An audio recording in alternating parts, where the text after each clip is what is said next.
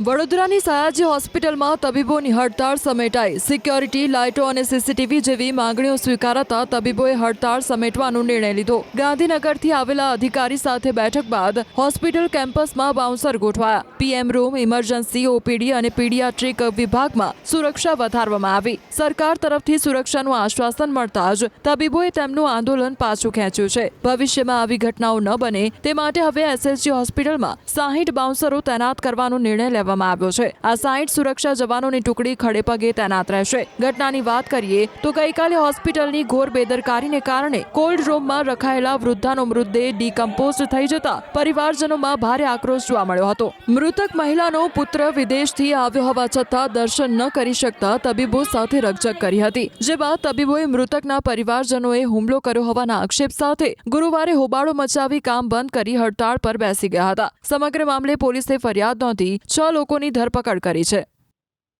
જે લાસ્ટ જે ઇન્સિડન્ટ થયો કે ડોક્ટર્સ અને વર્કિંગ સ્ટાફ ઉપર પેશન્ટના રિલેટિવે હુમલો કર્યો અને વર્બલ અબ્યુઝ કર્યું, એ ખૂબ જ એક શર્મનાક ઘટના છે। એના માટે અમારી સ્ટ્રાઇક એટલા માટે જ હતી કે અમને પ્રોપર સિક્યુરિટી પ્રોવાઈડ કરવામાં આવે, પ્રોપર સીસીટીવી કેમેરાસ ને બધું લાગેલું હોય અને આવી ઘટના આગળ ફ્યુચરમાં ના થાય એટલા માટે જ સેફટી જરૂરી છે। તો એ માટે હોસ્પિટલના સ્ટાફે અને સરકારે જે ચર્ચા વિચારણા કરી અને સિક્યુરિટીની વ્યવસ્થા વધારી છે અમારા માટે, એ એક સારી બાબત છે। જે વ્યવસ્થા છે એ માત્ર હંગામી નહીં પરંતુ કાયમી બની રહે એ માટેની ખૂબ જ પોઝિટિવ શબ્દોમાં એની અમને અશ્યોરન્સ સીપી સાહેબ દ્વારા, કલેક્ટર સાહેબ દ્વારા, additional director of medical education દ્વારા અને મંત્રીશ્રી દ્વારા પણ ટેલિફોનિક રીતે કરવામાં આવેલી છે। અને અમને પણ સરકારને બંધારણમાં વિશ્વાસ છે કે આ વ્યવસ્થા કાયમી બની રહે અને આ વ્યવસ્થાને લીધે દર્દીના સગા અને ડૉક્ટર આ કેમ્પસમાં સુરક્ષિત રહે।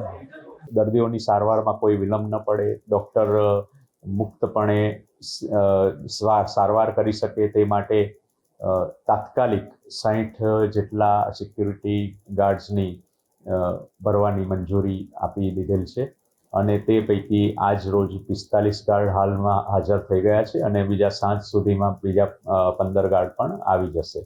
મધ્ય ગુજરાતની સૌથી મોટી સયાજી હોસ્પિટલમાં ગુજરાત સહિત આસપાસના જે પડોશી રાજ્યો છે ત્યાંથી પણ દર્દી આવતા હોય છે અને દર્દીઓના સગા આવતા હોય છે। ત્યારે ભૂતકાળમાં અનેક એવી ઘટનાઓ બની ચૂકી છે કે જે અહીંનો જે મેડિકલ સ્ટાફ છે, તબીબો છે, તેમના પર જે દર્દીના પરિવારના સભ્યો છે તેમના દ્વારા હિચકારો હુમલો જે છે તે કરવામાં આવતો હોય છે। અને હમણાં તાજેતરમાં જે ઘટના બની કે એક મૃતદેહ જે છે તે ડીકમ્પોઝ થઈ ગયો, એના કારણે પરિવારના સભ્યો રોષે ભરાયા હતા અને મેડિકલ સ્ટાફ સાથે ઉદ્ધતાઈભર્યું વર્તન કરીને તેમના પર હુમલો કર્યા હોવાના આરોપ જે છે તે લાગ્યા હતા। ત્યારબાદથી તબીબો જે છે તે હડતાલ પર ઉતર્યા હતા અને રાજ્ય સરકાર સુધી આખો મામલો પહોંચ્યો હતો।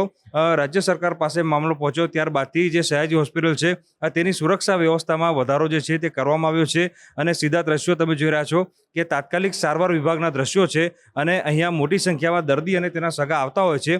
ત્યારે તબીબો અને મેડિકલ સ્ટાફની સુરક્ષા હેતુથી અહીંયા બાઉન્સર જે છે તે રાખવામાં આવ્યા છે। સિક્યુરિટી ગાર્ડ તો છે જ, પરંતુ સાથે સાથે બાઉન્સરોનું કવચ જે છે તે અહીંના મેડિકલ સ્ટાફને પ્રોવાઈડ કરવામાં આવ્યું છે। તબીબો સાથે વાત થઈ તો તબીબો કહી રહ્યા છે કે આ માત્ર પરમેનન્ટ સોલ્યુશન નથી, આ ટેમ્પરરી સોલ્યુશન છે। કાયમ માટે આ પ્રકારની વ્યવસ્થા જો કરવામાં આવે તો જે દર્દી છે તેમના સગા છે અને મેડિકલ સ્ટાફ છે તેમની વચ્ચે થતી તકરારો જે છે તે અટકાવી શકાય। એટલે હાલ પૂરતી જે વ્યવસ્થા કરવામાં આવી છે તેનાથી તબીબો જે છે તે પોતાની જાતને અસુરક્ષિત મહેસૂસ કરી રહ્યા છે, પરંતુ સાથે સાથે તેઓ એમ પણ કહી રહ્યા છે કે હોસ્પિટલમાં તમામ જે વિભાગ છે તે બાઉન્સર્સ મૂકવામાં આવે। હાલ પૂરતા 60 જેટલા બાઉન્સર જે છે તે આજના દિવસે મૂકવામાં આવ્યા છે અને જ્યાં સુધી કાયમી ભરતી નહીં થાય, અન્ય કોઈ એજન્સી જે છે તેમાં સામેલ નહીં થાય ત્યાં સુધી આ જે બાઉન્સરો છે તેઓ મેડિકલ સ્ટાફને અને તબીબોને જે છે તે સુરક્ષા પૂરી પાડવાના છે। તબીબો કહી રહ્યા છે કે આ જે સમસ્યા છે તેનું કાયમી સમાધાન આવવું જોઈએ, કાયમ માટે આ જ પ્રકારની સુરક્ષા હોવી જોઈએ જેથી તબીબો પોતાને સુરક્ષિત મહેસૂસ કરી શકશે। આ સાથે તબીબોએ જે સીસીટીવી કેમેરાનું નેટવર્ક છે તે પણ વધારવાની માંગ કરી છે જેથી કોઈ ઘટના કે દુર્ઘટના ઘટે તો તે સમયે પુરાવાના ભાગરૂપે એ સીસીટીવી ફૂટેજ છે તેનો ઉપયોગ જે છે તે કરી શકાય। હાર્દિક દીક્ષિત, ન્યૂઝ 18 ગુજરાતી, વડોદરા।